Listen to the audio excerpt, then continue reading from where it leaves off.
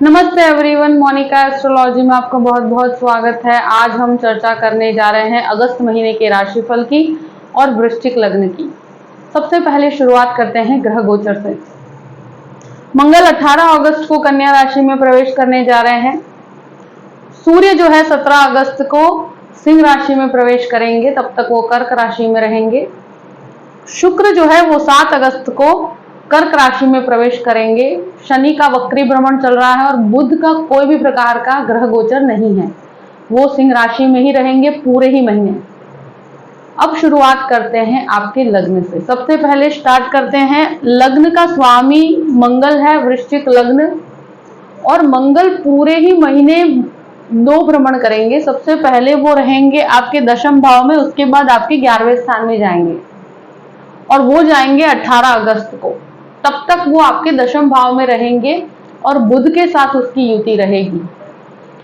यहाँ पर सूर्य का भी आगमन होगा, मगर वो बहुत शॉर्ट टाइम के लिए मंगल के साथ रहेंगे, उसके बाद मंगल का भ्रमण हो जाएगा। तो मंगल और बुध की युति यहाँ पर है और शुक्र की भी यहाँ पर एक तरह से शुरू के 1 वीक के लिए शुक्र यहाँ पर रहेंगे। तो ये जो भी ग्रह गोचर है, जहां लग्नेश का दशम भाव में जाना एक तरह से बहुत ही पॉजिटिव एस्पेक्ट है, और 18 तारीख के बाद आपका लग्नेश जा रहा है आपके 11वें स्थान पर। तो मुझे ऐसा लगता है कि ये समय ऐसा है कि कॉन्फिडेंस बहुत अच्छा रहेगा। मगर बुध के साथ जब भी मंगल की युति होती है तो वो कहीं ना कहीं घबराहट देती है, एंग्जाइटी देती है। मगर जो लोग आईटी क्षेत्र से जुड़े हुए हैं, जो लोग मेडिसिन के साथ जुड़े हुए हैं, जो लोग लॉ से कनेक्टेड काम करते हैं, उनके लिए बहुत अच्छा समय कहूंगी मैं। अगर आप कोई भी प्रकार का जॉब करना चाहते हैं या जॉब के लिए अप्लाई किया हुआ है, तो ये समय एक तरह से कहा जाए कि काफी बेनिफिशियल है उनके लिए। जो भी प्रकार का एप्लीकेशन आपने किया हुआ है, कहीं पर आपका प्रेजेंटेशन है, तो लग्नेश के दशम भाव में जाने पर आपके जॉब लगने की संभावनाएं बहुत ज्यादा बढ़ जाती है। और 18 तारीख के बाद मंगल का जो 11वें स्थान में भ्रमण है, ये एक तरह से मुझे लगता है आपके जो भी कर्म आपने किए हैं उसका रिजल्ट आपको देगा। और मुझे ऐसा लगता है कि बहुत ही पावर पैक प्रेजेंटेशन के साथ आप आगे बढ़ेंगे। अब बात करते हैं द्वितीय भाव की। द्वितीय जो है गुरु बनकर आपके 6th हाउस में है। देखिए, इन्वेस्टमेंट के पॉइंट ऑफ व्यू से कहा जाए तो बहुत सोच समझ के इन्वेस्ट कीजिएगा। किसी को भी उधार पैसे देने से अभी भी आपको बचना चाहिए। देखिए, मुझे ऐसा लगता है कि किसी को भी लोन देते हैं तो वहां काफी समस्या आएगी आपको। और ये एक ऐसी चीज है कि जहां आपके वाणी का स्वामी राहु के साथ है, और इस सिचुएशन में जब मंगल की भी दृष्टि यहाँ पर चतुर्थ पड़ेगी 18 तारीख के बाद, तो आपके अपने शब्दों का चुनाव बहुत सोच समझ के कीजिएगा, क्योंकि मंगल एक तरह से काफी स्ट्रॉन्ग प्लैनेट है। उसके एस्पेक्ट से भी एक जो आपकी वाणी है उसमें एक हार्शनेस लेकर आता है, बहुत ज्यादा अग्रेशन लेकर आता है। तो वाणी के ऊपर संयम रखने की बहुत ज्यादा जरूरत है। सेविंग्स के अंदर बहुत ज्यादा बढ़ोतरी नहीं है, मगर ये जरूर कहूंगी जो भी इन्वेस्टमेंट होंगे वो एक तरह से नेगेटिव नहीं होंगे, मगर बहुत सोच समझ के कीजिएगा। और किसी को भी उधार पैसे देने से आपको बचना चाहिए। यहाँ फैमिली के अंदर मुझे लगता है बहुत ज्यादा शांति बना के रखनी पड़ेगी, क्योंकि फैमिली में क्लैश ना हो, क्योंकि क्लैशेस की परिस्थिति मुझे दिखती है, क्योंकि वाणी स्थान के स्वामी जो हैं वो खुद आपके 6th हाउस में डिस्प्यूट के घर में बैठे हुए हैं। तो वो डिस्प्यूटेड अवस्था से आपको दूर रहना चाहिए। तृतीय भाव की बात करते हैं। तृतीय शनि बनकर वक्र अवस्था में 4th भाव में है। तो ये एक ऐसी स्थिति है कि जहां पर मुझे लगता है कोई भी प्रकार के स्थान परिवर्तन को स्वीकार किया जा सकता है। यहाँ पर बहुत जल्दी कंफर्ट जोन आपको नहीं प्राप्त होगा, मगर कोई भी प्रकार के बदलाव से आपको काफी चेंजेस और अच्छा महसूस होगा। एक तरह से रिजल्ट आपको पॉजिटिव मिलेंगे। मगर टेक्निकल डिपार्टमेंट में जो भी लोग काम करते हैं, टेक्निकल अप्रोच के साथ जो लोग आगे बढ़ रहे हैं, उनके लिए बहुत अच्छा समय कहूंगी मैं। 4th भाव की बात करते हैं। चतुर्थ है शनि बनकर वक्र अवस्था में, तो यहाँ मंगल की भी दृष्टि पूर्ण रूप से है और सूर्य की दृष्टि 15 तारीख के बाद शनि के साथ सूर्य शनि का दृष्टि संबंध होगा। माता के स्वास्थ्य का भी ध्यान रखना है। माता के साथ आपके संबंधों में छोटे मोटे क्लैशेस होने की संभावनाएं हैं। देखिए, फैमिली में एक तरह से कहें कि माता के साथ आपके छोटे मोटे क्लैशेस होते हैं, तो वहां पीसफुल होकर कार्य कीजिएगा। दूसरी चीज, जो लोग प्रॉपर्टी से कनेक्टेड कोई भी प्रकार का डेकोरेशंस करवाने चाहते हैं या पुरानी कोई प्रॉपर्टी को लेकर उसमें कंस्ट्रक्शन करवाना चाहते हैं, तो ये शनि की एक तरह से वक्र अवस्था बहुत ही पॉजिटिव है आपके लिए। जो लोग इस प्रकार के काम के अंदर जुड़े हुए हैं उनके लिए बहुत बेहतर समय कहूंगी। कोई भी पुरानी प्रॉपर्टी को लेकर उसमें रिनोवेशन करवाना या इस प्रकार का कोई भी निर्णय अगर आप लेना चाहते हैं तो यहाँ पर बहुत अच्छी अवस्था है। और मंगल की दृष्टि जब तक यहाँ पर है, मुझे लगता है ये प्रॉपर्टी के लिए शुरू के 18 दिन का समय बहुत स्ट्रांगली रेकमेंड करूंगी मैं कि इस तरह के कार्यों के लिए बहुत अच्छा है। अब शनि के ऊपर मंगल की भी दृष्टि रहेगी और शनि पर सूर्य की भी दृष्टि रहेगी 15 तारीख के बाद, तो यहाँ मन के अंदर एक अजीब सा द्वंद चलता रहता है। बहुत ज्यादा ups and downs, mood swings बहुत ज्यादा होंगे।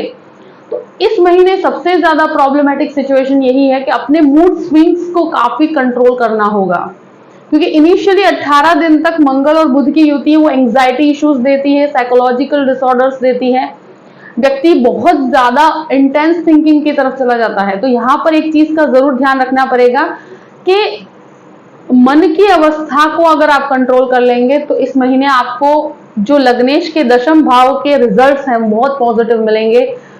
जो भी अपॉर्चुनिटीज है वहां पर आपको उसका पॉजिटिविटी डेफिनेटली प्राप्त होगी। पंचम भाव की बात करते हैं। पंचमेश गुरु बनकर आपके छठे घर में है, राहु के साथ है। मंगल की भी दृष्टि यहाँ पर आएगी, सप्तम दृष्टि आएगी 18 तारीख के बाद, उसके पहले अष्टम दृष्टि है। ये सिचुएशन ऐसी है कि जो लोग मेडिसिन के छात्र हैं उनके लिए बहुत अच्छा है। दवाइयों से कनेक्टेड, डिबेट से कनेक्टेड कोई भी काम करते हैं, लॉ डिपार्टमेंट के अंदर जाना चाहते हैं, तो उनके लिए अवस्था अच्छी है, क्योंकि डिस्प्यूट के घर में जब भी ऐसा प्लैनेट होता है तो लॉयर्स के लिए काफी अच्छा रहता है। तो उन स्टूडेंट्स के लिए एक बहुत बेहतर समय कहूंगी मैं।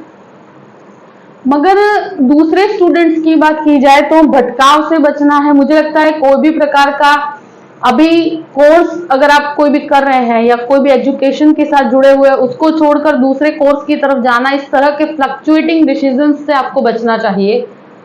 यहाँ पर शेयर मार्केट के अंदर इन्वेस्टमेंट करने में अभी भी मैं कहूंगी कि नेगेटिव एस्पेक्ट नहीं है। मंगल के परिवर्तन से आपको काफी अच्छे लाभ हैं। 18 तारीख के बाद आप जो भी प्रकार के इन्वेस्टमेंट करते हैं वहां पर पॉजिटिविटी है, मगर कैलकुलेटिव अप्रोच के साथ आगे बढ़िएगा। बहुत बड़े लोन्स की तरफ जाने से आपको बचना चाहिए। ये एक ऐसी अवस्था है कि संतानों के साथ आपके किसी भी प्रकार के क्लैश होते हैं, विचार मतभेद होते हैं, तो वहां पर आप बहुत शांति बना के आगे बढ़िएगा। अब बात करते हैं 6th हाउस की। 6th हाउस का स्वामी पहले आपके दशम भाव में, उसके बाद आपके 11वें स्थान पर। देखिए, छठे घर का स्वामी मंगल है और लग्नेश भी मंगल है और वो दशम भाव में है, तो कार्यस्थल में आपका एक बहुत ही स्ट्रॉन्ग एस्पेक्ट रहेगा। और मंगल की दृष्टि 18 तारीख के बाद अपने 6th हाउस को देखती है, तो आपके शत्रु परास्त होंगे। मगर हो सके वहां तक कोई भी प्रकार के डिस्प्यूट में मत पड़िएगा। इसका रीजन मैं बताती हूँ, क्योंकि चांडाल योग डिस्प्यूटेड घर में ही है, छठे घर में है, रोग ऋण और शत्रु के घर में है। तो ऐसी स्थिति में कोई भी प्रकार के ऐसे डिस्प्यूट में पड़ने से आपकी प्रोग्रेस के अंदर अड़चन आती है। तो ये प्रोग्रेसिव समय कहूंगी मैं कि जहां पर आपका प्रेजेंटेशन बहुत अच्छा रहेगा।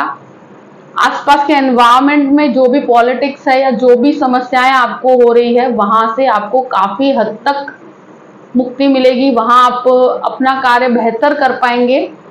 मगर मंगल की दृष्टि छठे घर में होने पर मैं यही कहूंगी कि कोई भी प्रकार के डिस्प्यूट में मत पड़िए, वो आपके लिए अच्छा नहीं है। भी आपको प्राप्ति होगी, आपको वहां आपको पॉजिटिविटी मिलेगी, शत्रु आप पर हावी नहीं हो पाएंगे। मगर वो होता है ना कि आपके प्रोग्रेस के अंदर वो एक तरह से बाधा डालने का कार्य करेगा, तो उससे आपको दूर रखना चाहिए। यहाँ जिसको भी थायराइड से कनेक्टेड इश्यूज हैं, स्किन रिलेटेड प्रॉब्लम्स हैं, तो उनको लाइटली नहीं लेना चाहिए, क्योंकि ये महीना शुरुआत में भी मंगल बुध के साथ है, उसके बाद मंगल बुध के राशि में ही है। तो जब भी इस प्रकार का कॉम्बिनेशन बनता है तो चमड़ी से रिलेटेड, स्किन रिलेटेड इश्यूज होते हैं, वहां पर प्रॉब्लम्स होती है, ब्लड से कनेक्टेड इन्फेक्शंस होते हैं और थायराइड जनित रोग होते हैं। तो इस प्रकार की समस्याओं को लाइटली नहीं लेना। जो भी लेडीज है उनको पीसीओडी, पीसीओएस से कनेक्टेड प्रॉब्लम्स होती है, तो वहां पर जो भी हार्मोनल चेंजेस हैं उसमें आपको काफी बैलेंस होकर चलना पड़ेगा। उसके लिए प्रॉपर ट्रीटमेंट लीजिएगा, वो बेहतर रहेगा। लोन्स, मुझे लगता है कि लोन लेने की अवस्था को शुरू के 18 दिन के लिए बेहतर है, मगर हो सके वहां तक लोन मिनिमम लीजिएगा, क्योंकि मंगल की पोजीशनिंग देखते हुए छठे घर का स्वामी खुद से छठे घर में जाता है 16 तारीख के बाद। उससे पहले भी वो आपके दशम भाव पे है, तो बहुत कैलकुलेटिव होकर लोन लीजिएगा। बहुत बड़े रिस्क टेकिंग लोन से आपको बचना चाहिए। 7th हाउस की बात करते हैं। सप्तमेश शुक्र बनकर सूर्य के साथ शुरू के 15 दिन तक रहेंगे, तो 7 से 17 तक आपके पति पत्नी के संबंधों में कोई भी प्रकार का क्लैश होता है तो वहां पर शांति बना के आगे बढ़िएगा। बाकी मुझे लगता है कि अगर आप अपने बिजनेस के अंदर कोई नयापन लाना चाहते हैं, कोई नया बिजनेस करना चाहते हैं, उसमें आप पति पत्नी साथ में मिलकर भी कोई बिजनेस करना चाहते हैं, तो ये समय बहुत ही ब्लेस्ड है, क्योंकि आपका सप्तमेश जो है वो भाग्य स्थान में है 7 तारीख के बाद। तो भाग्य का सपोर्ट बहुत अच्छा मिलेगा और ये एक ऐसा समय है कि जहां पार्टनरशिप को आप कर सकते हैं। आई थिंक उसमें बहुत पॉजिटिविटी मिलेगी। जो खाने पीने का व्यापार करते हैं उनके लिए बहुत अच्छा है। कोई भी प्रकार का आर्किटेक्चरल वर्क कोई भी करते हैं उनके लिए बहुत बेहतर समय कहूंगी। और मुझे लगता है कि ये ग्रोथ का समय है, जहां पर फाइनेंशियली आपका ग्रोथ बहुत अच्छा होगा। अष्टम भाव की बात करते हैं। अष्टमेश बुध है और वो आपके दशम भाव में है मंगल के साथ। तो जो लोग टेक्निकल रिसर्च की तरफ जाना चाहते हैं या टेक्निकल या मेडिसिन के रिसर्च की तरफ जाना चाहते हैं, कोई भी लिटरेचर के अंदर कोई भी एनालिसिस की तरफ जाना चाहते हैं या कोई भी प्रकार का रिसर्च करना चाहते हैं, तो उनके लिए एक तरह से ये समय बहुत ही ब्लेस्ड सिचुएशन है। उसमें काम भी बहुत अच्छा मिलेगा आपको और उसमें आगे बढ़ा जा सकता है। नवम भाव की बात करते हैं। नवम भाव में शुक्र सूर्य की युति रहेगी।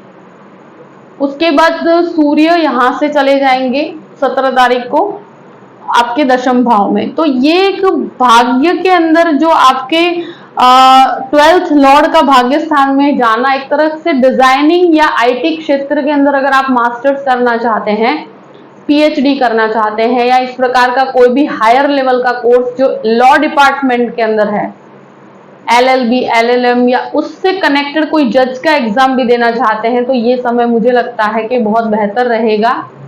यहाँ आपको उस प्रकार के अंदर आपको काफी ये 17 तारीख से लेकर जो 31 तारीख तक का समय है, ये मास्टर्स के लिए बहुत अच्छा और भाग्य का सपोर्ट आपको बहुत अच्छे से प्राप्त होगा। दशम भाव की बात करते हैं। दशम भाव में मंगल है, लग्नेश होकर मंगल दशम भाव में। तो जो भी एक तरह से कहा जाए कि डिफेंस में जाना चाहते हैं उनके लिए बहुत अच्छा समय, क्योंकि सूर्य भी यहाँ पर आएंगे और गवर्नमेंट एग्जाम्स की जो तैयारी कर रहे हैं, जज का एग्जाम दे रहे हैं या डिफेंस के लिए एग्जाम्स की आपने प्रिपरेशन की हुई है, तो मुझे लगता है उनके लिए एक समय बहुत अच्छा है। जो लोग जॉबलेस हैं उनके लिए जॉब की संभावनाएं बहुत ज्यादा अच्छी बढ़ती है। और मुझे लगता है कि 17 तारीख से लेकर 31 तारीख तक का समय, जहां पर सूर्य 10th हाउस में है, मंगल आपके 11th हाउस में रहेंगे, तो ये एक बहुत ही स्ट्रॉन्ग पॉइंट ऑफ व्यू के साथ आपका महीना बढ़ेगा, जहां आप नए कार्य की शुरुआत भी कर सकते हैं और आपका प्रमोशन भी आप एक्सपेक्ट कर सकते हैं इस महीने डेफिनेटली।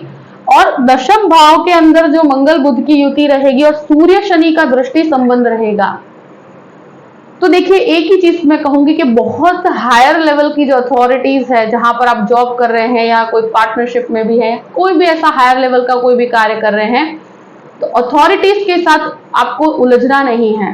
अथॉरिटीज के साथ आपको बहुत लाइटली और बहुत शांति से डील करना है, क्योंकि शनि और सूर्य का दृष्टि संबंध है और सूर्य काफी उच्च के हैं, शनि भी उच्च के हैं वक्र अवस्था पे, तो दोनों ही काफी स्ट्रॉन्ग पॉइंट ऑफ व्यू लेकर बैठे हैं। ये एक बहुत ही हायर लेवल का आप कह सकते हैं कि सक्सेस देने वाले ग्रह हैं। सफलता बहुत अच्छी रहेगी। मगर आपको जो अथॉरिटीज है उनके साथ डील करना बहुत शांति से आना चाहिए। वहां कोई भी प्रकार का ईगो बीच में मत लेकर आइए, क्योंकि लग्नेश जो मंगल है वो ऐसी पोजीशन में है कि वो कहीं ना कहीं ईगो क्लैश करवाता है। तो यहाँ इसके ज्यादा से ज्यादा अच्छे बेनिफिट्स मिलने के लिए मुझे लगता है पीसफुली और माइंड से काम करेंगे तो आपको इस महीने बहुत अच्छी प्राप्तियां हैं। और 7 तारीख के बाद शुक्र के भ्रमण के बाद भी आपको काफी अच्छे लाभ है।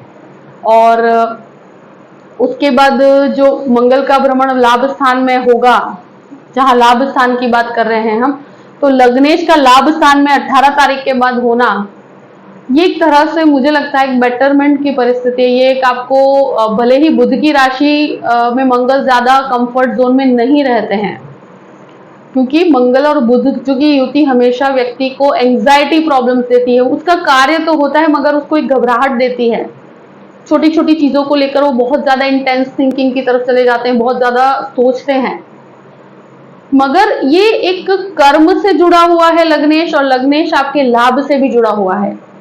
तो इसका आपको ज्यादा से ज्यादा बेनिफिट लेना चाहिए। और टेक्निकली जो लोग जुड़े हुए हैं केमिकल इंजीनियरिंग में या आईटी इंजीनियरिंग में या मेडिसिन में, उनको बहुत फायदा है। इवन जो खाने पीने का व्यापार करते हैं उनको भी फाइनेंशियली बहुत लाभ होगा। 12th हाउस की बात करते हैं। 12th लॉर्ड शुक्र बनकर आपके भाग्य स्थान में है, तो विदेश से कनेक्टेड कार्यों में आपको काफी अच्छी मुझे लगता है रिजल्ट्स प्राप्त होंगे। भाग्य स्थान में है। जो लोग एजुकेशन पॉइंट ऑफ व्यू के लिए बाहर जाना चाहते हैं, एजुकेशन की वजह से उनको इंडिया से बाहर जाने की इच्छा है, तो उनके लिए, स्टूडेंट्स के लिए एक बहुत अच्छा समय कहूंगी मैं।